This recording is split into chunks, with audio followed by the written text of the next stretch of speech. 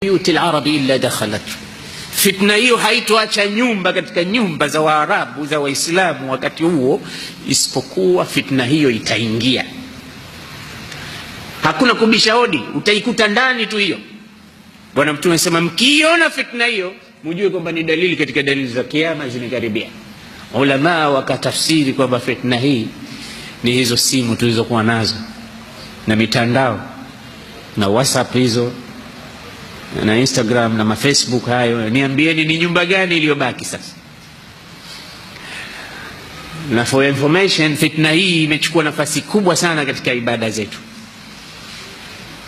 Kuna watu leo hata unaomuona anafungua msahafu lakini simu iko katikati, ndio inachukua nafasi. Bali kuna watu leo hawasomi kabisa Qur'an, kwa sababu ukiingia katika Facebook unachukua wakati mkubwa sana. Ukiingia katika WhatsApp hizo unafungua takriban message na nyingine 120 130, itategemea ulivyojiunga na watu. Na kuna groups kila aina leo zimebuniwa. Subhanallah, mimi simu yangu limeingizwa katika group zinazidi 10. Huyo anakuingiza, huyo anakuingiza. Ukifungua simu yako utakuta message 1000 2000.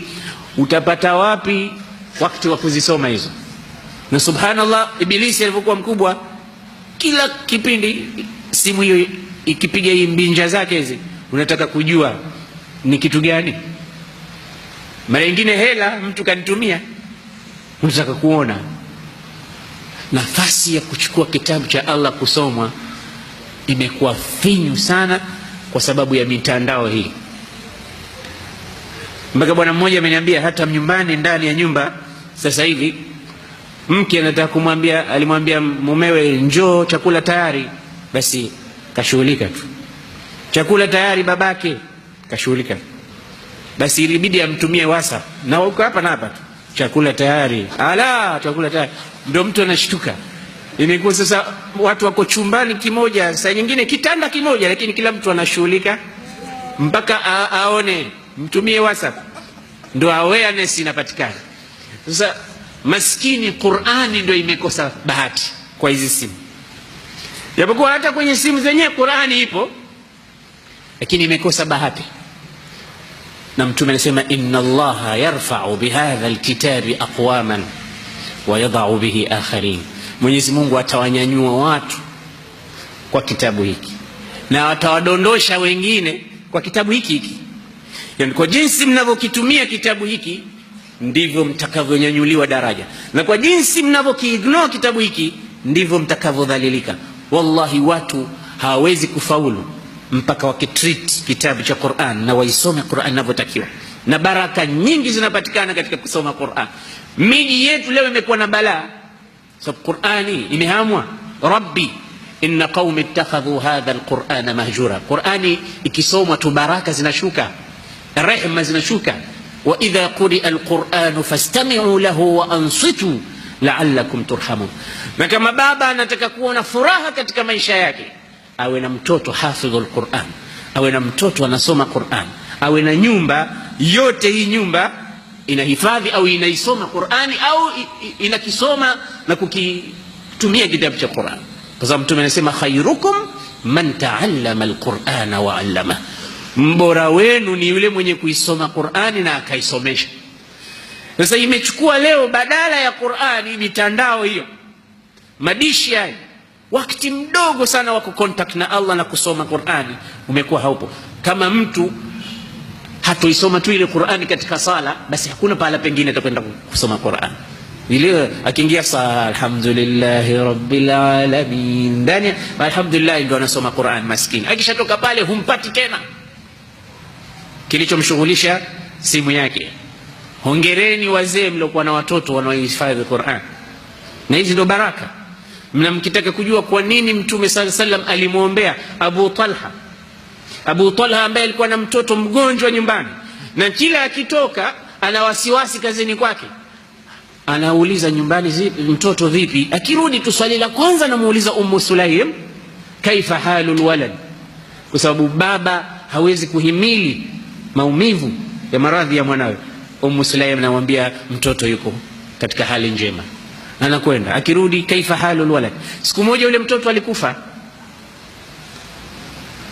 Sulaim akamkosha mwenyewe, akamkafini mwenyewe, akamsalia, shughuli zote za maziko akazikamilisha. Mtoto akaenda akazikwa, akawaambia watu wa nyumbani kwake, la tukhbiru aba Talha bihadha alkhabar hatta akuna ana awwalu man yukhbiruhu, mimi ndo nataka niwe wa mwanzo kumwambia mume wangu, msimwambie kitu, kaeni kimya, najua akija atauliza mtoto hali yake vipi.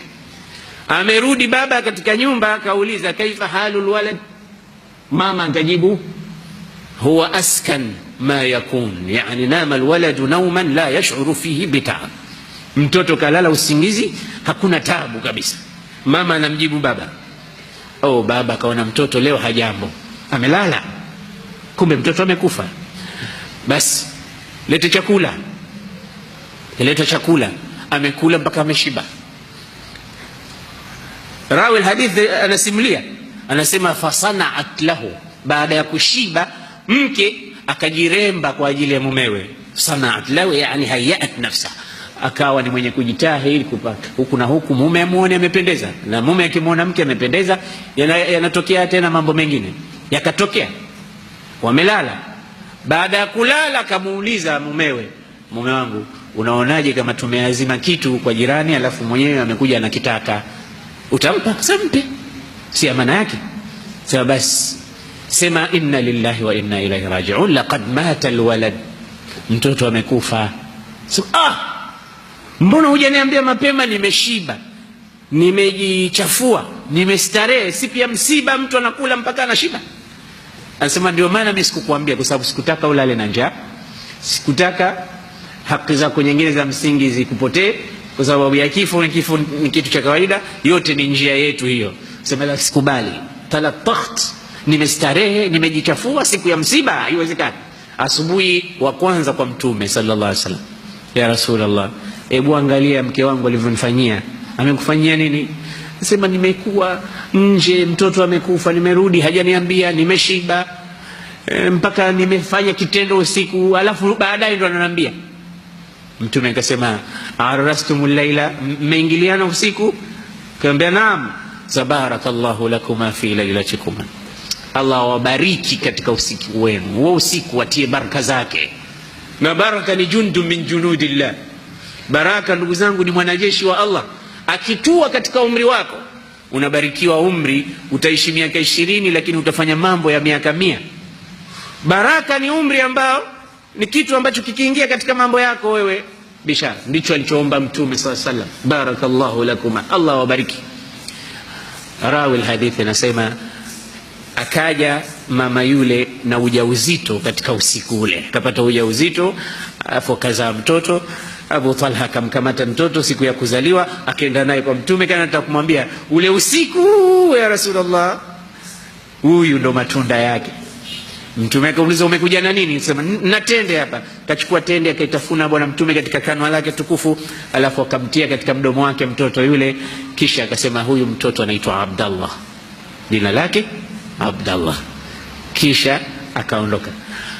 Mpokezi anasema faraitu 9 min auladi, huyu Abdallah yarhamukallah, huyu Abdallah alizaa watoto 9, kulluhum qara'u alquran, wote walihifadhi Quran. Watoto 9 wa huyu Abdallah huyu wote walihifadhi Quran. Je, unatafuta fadhila gani baada ya hiyo? Mtume anachagua kitu cha kuwaombea watu wake. Yaani kitendo hiki kimemfurahisha Allah, kitendo hiki kimemfurahisha Mtume, kitendo hiki kimewafurahisha umma. Sasa Mtume anataka kutoa zawadi. Zawadi gani atatoa? Na waombea baraka kwa huo usiku. Baraka yenyewe imekuja, Abdallah kazaa watoto 9, wote kazi yao ilikuwa ni mahufadhul Quran. Mwenyezi Mungu akikupa wewe fadhila ya kukihifadhi kitabu cha Allah na mtoto na kukitumia, na wewe ukawa unahangaika kwa ajili ya kitabu hiki, Allah subhanahu wa ta'ala atakujalia miongoni mwa watu wema. Lakini maskini, WhatsApp zimechukua nafasi yake, Instagram na Facebook zimechukua nafasi yake, Nimeona jokes moja wanasema mtu alikuwa anatembea na goma lile, zamani wanapiga ngoma zile usiku, wanaamsha watu daku. Mmoja katoka anamwambia usipate tabu, watu hawalali siku hizi kwa Facebook, hizo ngoma zote za nini? Hamna madufu wala ngoma zozote, watu wote wako macho. Kila nyumba inayokataa mtu na simu yake, yani Facebook zimetawala, hakuna tena qira'a al-Qur'an. Na wasiwasi hii Lailatul Qadri itapita mtu akthar min 1000 shahr, mtu yuko kwenye Facebook akthar min 1000 shahr, miaka 83 na kitu, mtu yuko kwenye Viber na WhatsApp na Instagram na hivyo vitu vingine, na maasi yamekuwa mengi na makubwa na marefu kuliko tunavyotarajia. Kwa hiyo Mtume anasema hii fitna haitoacha nyumba, itaingia. Na leo mtoto yoyote anataka simu, tena ilokuwa na hivyo vitu hivyo, hataki simu tu ile ya tochi, anaweza kukupiga nayo ya uso. We baba gani? Kila mmoja ana simu ya kikweli kweli, na kila kukicha hawa watu wamefahamu sasa, wanatoa kila baada ya miezi kadhaa inatolewa mpya, watu wanasongamana. Utaona mara nyingine foleni kubwa, utafikiria mkate, kumbe ya iPhone, watu wanasubiria kila mmoja iwe latest ameipata yeye. Na huko ndiko kulikuwa na machunjio ya Qur'anul Karim, ya Rabb inna qaumi ittakhadhu hadha alqur'ana mahjura. Hii ni fitna nyingine ambayo Mtume alitabiri na sasa imetokea.